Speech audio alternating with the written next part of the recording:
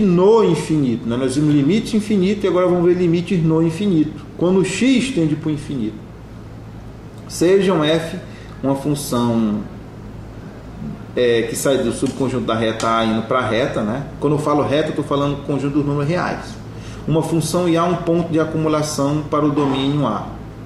Dizemos que f de x tende a L quando x tender para o infinito, né? O símbolo do infinito é aquele oitozinho deitado ali, né? E a gente escreve lim f de x quando x tende para o infinito. Isso é igual a L quando o quê? Quando para todo epsilon maior que zero existir um m maior que zero, tal que o módulo de x maior que m implique que o módulo de f de x menos L seja menor que epsilon. Ou seja, faz o x maior que um número bem grande, isso vai fazer com que o f de x, a imagem do x, fique bem próxima do L. Ou seja, o módulo de f de x menos L venha a ser menor que esse epsilon aí. Isso é o formalismo matemático disso que eu falei, das duas definições, de limite infinito e limite no infinito, ou seja, a definição rigorosa do ponto de vista matemático mesmo. Exemplo dessas definições que a gente deu clássico é essa função ali, f de x igual 1 sobre x. Essa função ela não está definida no zero, né? Claro, ela não está definida no zero, porque eu não posso ter 1 sobre 0. Então o domínio dela é conjunto dos números reais tirando zero. Quem é o limite de 1 sobre x quando x vai para o mais infinito? Quando o denominador de uma fração aumenta, a gente sabe que essa fração diminui, né? O denominador aumentando, a fração toda diminui. O denominador diminuindo, a fração toda aumenta, né? Por quê? Porque a fração ela é inversamente proporcional ao crescimento do seu denominador. Toda fração é inversamente proporcional ao crescimento do seu denominador. Quando o denominador aumenta, a fração diminui, e quando o denominador diminui, a fração aumenta. Nesse caso aí, o denominador que é x está aumentando, está tendendo para o mais infinito. Então a fração vai diminuir, ou seja, x nunca vai ser infinito, ou seja, isso é apenas uma forma de dizer, porque infinito não é um número, viu? O infinito não é um número, aquele símbolo ali deitado. Aquilo ali é só um símbolo que diz que x está crescendo abruptamente. Então, quando x tende para o infinito, 1 sobre x vai tender para zero. Então, por isso que a gente diz que o limite de 1 sobre x quando x vai para o mais infinito é zero, porque o denominador está aumentando abruptamente. Então, a fração toda vai diminuir, ou seja, tender para zero. 1 sobre x nunca vai ser zero, vai tender, vai se aproximar de zero. Assim como o x nunca vai ser infinito, ele vai tender, ele vai crescer de forma... vai ter um crescimento bem rápido, digamos assim, né? Exemplo também, seja a função f de x igual 1 mais 1 sobre x, tudo isso elevado a x. O limite de 1 mais 1 sobre x elevado a x quando x vai para o mais infinito, isso é um limite muito clássico na matemática, muito famoso. O limite dessa função aí é um número irracional, é um número transcendente que a gente denota por aquela letrinha E. Ele é conhecido como o número de Euler.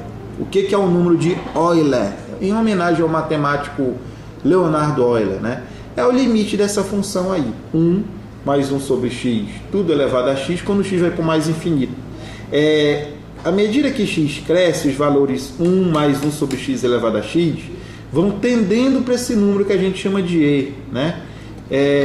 O número E acima, inclusive, é o famoso número de Euler, como eu já falei, né? Definido pelo seguinte limite acima. Tal número é aproximadamente 2,718,2818. É um número irracional, como já foi estudado nas unidades passadas.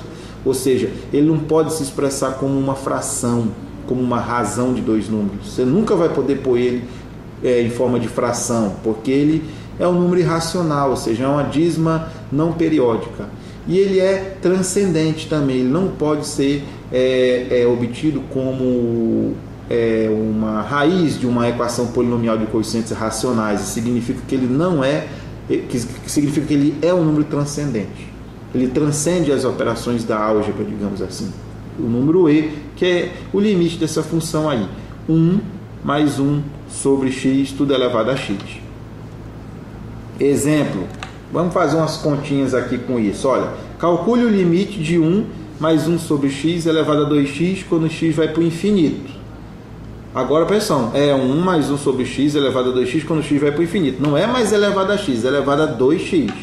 Como é que ficaria essa conta? Olha, isso aqui vai ser o limite de 1 mais 1 sobre x elevado a 2x quando x vai para o infinito, que é a mesma coisa que o limite de 1 mais 1 sobre x elevado ao quadrado elevado a x, né? A linha cochete separando.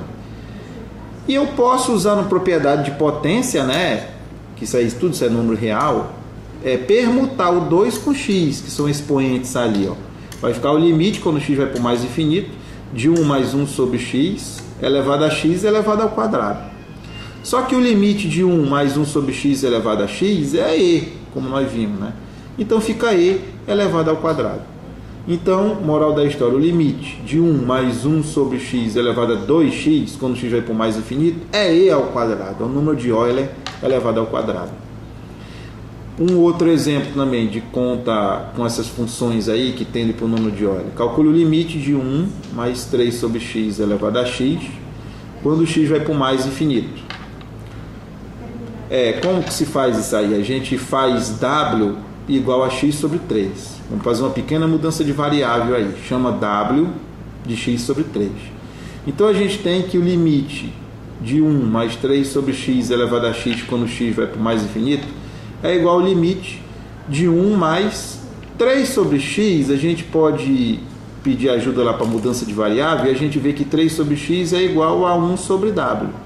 Então fica 1 mais 1 sobre w, no lugar de 1 mais 3 sobre x. Elevado a x, mas quem que é x? X é 3w. Então o expoente que é x vai virar 3w. E quando x vai para o mais infinito, w também vai para o mais infinito. É só ver lá na mudança de variável que a gente fez ali. W igual a x sobre 3. Isso é igual ao limite de 1 mais 1 sobre w elevado a w elevado ao cubo quando o w vai para o mais infinito. Só que quando o limite de 1 mais 1 sobre w elevado a w quando o w vai para o mais infinito é e, né? Porque tanto faz estar em x ou em w, essas variáveis são todas mudas. Então fica e ao cubo, né? Esse outro exemplo de cálculo de limite envolvendo o número de Euler, né? Uma continha fácil de fazer, desde que a gente venha fazer a mudança de variável conveniente, que no caso foi w igual a x sobre 3. Um outro exemplo também de cálculo de limite é esse aqui, né? Só que é um limite do quociente de dois polinômios agora. Calcule o limite de 3x ao cubo menos 4x ao quadrado menos x mais 2 sobre 2x ao cubo menos 3x ao quadrado mais 1 quando x vai para 1, né? Se a gente substituir no lugar do x 1, vai ficar 3 menos 4 menos 1 mais 2, né? Vai dar quanto? Vai dar 3 mais 2, 5, menos 4 com menos 1, menos 5 com 5, 0 no numerador. Se a gente substituir o x por 1, que é por onde está tendendo. E no denominador também, vou ter 0, porque 2 vezes 1 ao cubo, quando eu substituo por 1 vai dar 2, mais 1, 3, menos 3, 0. No numerador e no denominador. Isso aí é 0 em cima e 0 embaixo, isso é um negócio complicado, né? Porque é uma indeterminação na realidade.